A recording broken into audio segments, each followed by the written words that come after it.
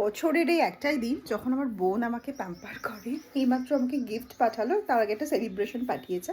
এটাই ব্লিঙ্কিট থেকে সুগারের একটা লিপস্টিক। চলো পরে দেখি।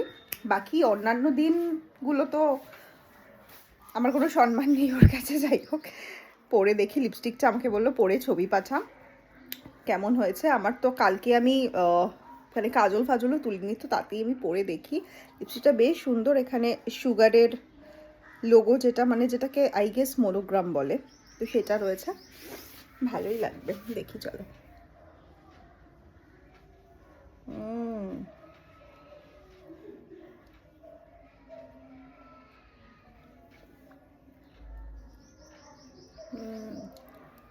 ভালোই হয়েছে।